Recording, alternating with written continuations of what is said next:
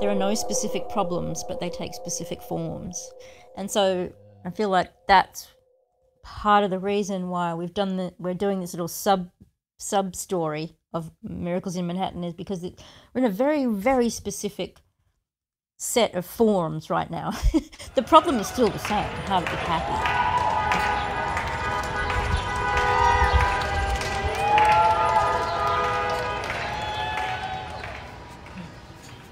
Okay, we're good. It's really funny to listen to just one side of the thing. You keep just saying, yeah.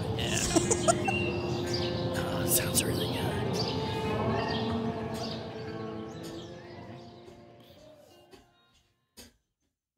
Are we recording? I guess we are. We are still recording. Okay, great. Cool. Is somebody assembling a jungle gym in your No, house, that's the or heat. What's that? That's what I'm saying.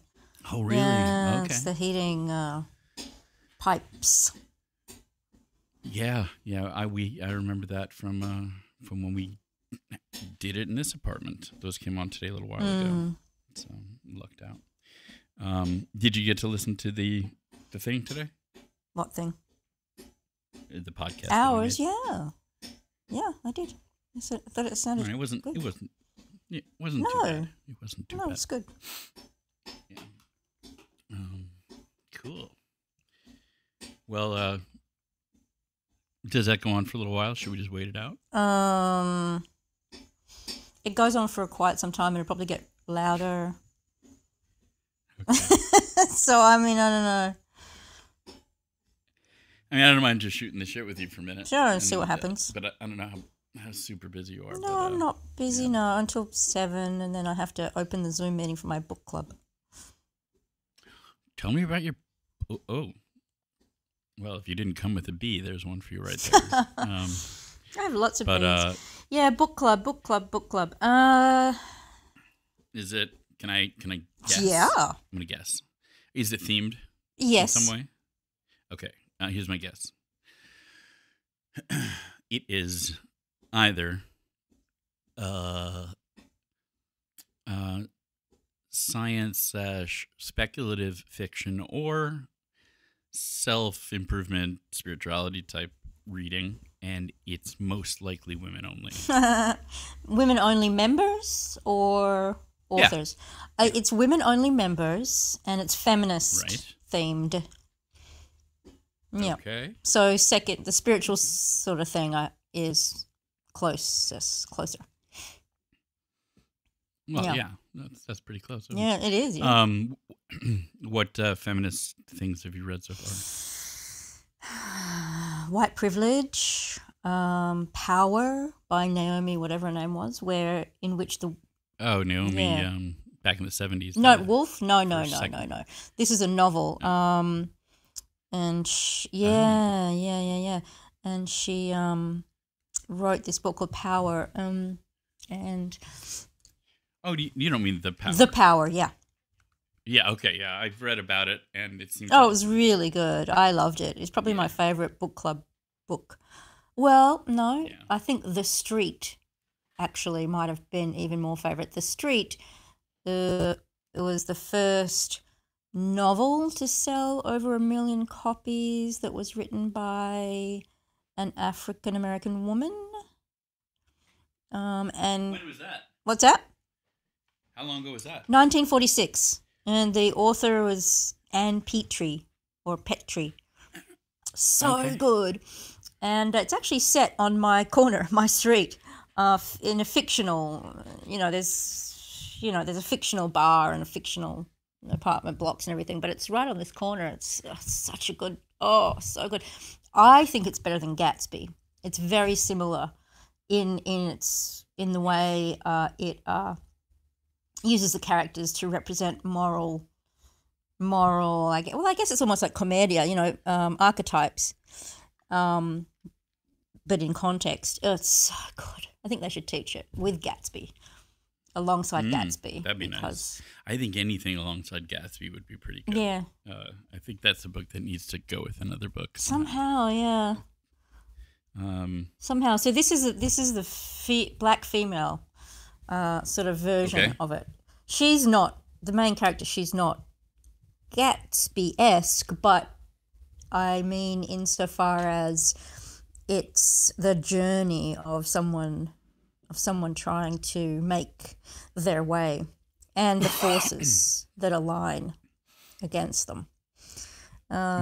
So good. But The Power Really nice. was probably my second favorite. Yep. And Yep. in the discussion we had, there was one woman especially that kept asking, I think I've mentioned this to you before actually, that kept asking, what's the matter with men? What's the matter with men?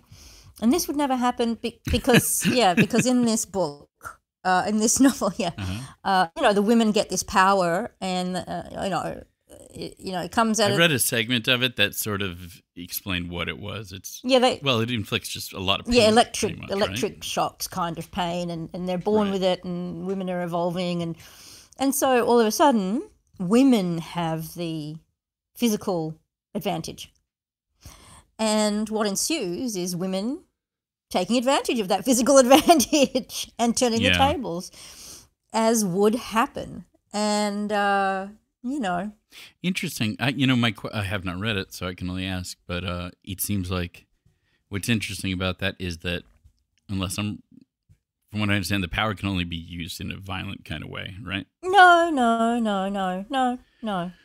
Can it be used to carry things that are really heavy or stuff that we associate with, like things guys do? Well, no. I mean, it's electricity type of thing, so you could power things with it. Oh, okay. That's really good. Not that they do that in the novel. That sort of goes by the wayside. Like she doesn't discuss that. That would have been an interesting addition, I think. It's a fairly simple, straightforward novel. It's a kind of a horror novel. It's not really a social commentary, really. Yeah, and it gets to, this story, however it's being told, gets to the heart of any kind of, especially physical power difference, which is that, like, even if you're having a really sophisticated talk with somebody, could be your boss, could be your report, if they are physically tougher than you, there's like a sort of an implicit, like, let's not take this the wrong way, I'll kick your ass. Yeah, absolutely. And you are trusting them not to use that power. You're trusting them to forget they have it. You're trusting them never to use it, and that just doesn't happen. I mean, I know I had a boyfriend as a personal trainer, and they'd end up in fist fights in the freaking staff room. I mean, yeah. Right, if you got that hardly happens in corporate, but it does happen in a sports environment, So it's just what people do. And in ways it does, less explicit ways it does happen in corporate. I think a lot of you don't actually get to the punches, but you get to up to it. Yeah, and if you can find a way to recognize somebody who has had some sort of life where they're preconditioned to recognize the threat of implicit violence and just go along with something more than others would. That's as close as you get to hitting on somebody without doing it. By the way, I'm rather excited with this project because I don't know exactly what it looks like yet, and I think it will evolve in some way. Okay, hey, thanks for joining us. This is the second episode in our very special series on isolation in the time of plague and sickness here in New York City. The dreaded lurgy. This is the dreaded lurgy. That's what we call. That's what we would call, like, when we got a cold in Australia or something. You have the dreaded lurgy. What is the root of that word? No idea. Okay. Lurgy. Yeah. I like it. And that's Stephanie Wild, Reverend Stephanie Wild, co-host here, who's always got a good Australian aside. My name's Marco. Hi, Steph. Hi, Marco. Hi. So what we're setting out to do is to fire off some rapid-fire podcasts about what it's like to live in isolation or under pause, as they're calling it in New Under York. pause. Under pause, or- and how it's changing us and the world There's around lots of us. words people are using. Lockdown. I like sequestered. Confinement seems to be used more in Europe. Right. Yeah, it's interesting, the words people choose. It is. It is. I mean, it's a symptom of like both like having a hard time talking about this and also the lack of like consistent messaging. Like I forgot that we call this thing pause until a while ago, and every state's got their own version of Right. it. You know. I think lockdown is kind of winning overall. You think so? Oh boy. What do you think? What do you think? What are you feeling? Shelter in. I think.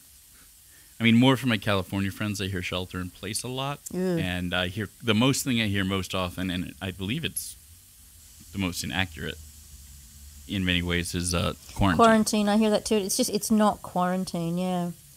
Right. Quarantine is when you're under quarantine Yeah. for reasons. Shelter in place in New York is when there's an active shooter. So it's definitely not that. Say that again. When there's an active shooter in the building or in the vicinity, shelter in place is the order. Yeah, that's very specific to an active shooter. So it's definitely not that. Well, that is a very interesting sort of new take on like the martial or warlike metaphors that come out at a time like this. Yes. But much more police state and much more urgent. Yeah. So I like to say my God. cloistered or sequestered. Lockdown is okay because you could do it from in the sense that it's safe. I'm locking myself down. I'm locking the place down.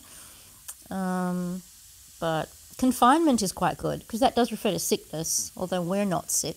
But yeah. Yeah. Confinement is good. It implies a sort of hey, could you? I'm sorry to do this. Is the gain on your microphone any higher than it was yesterday?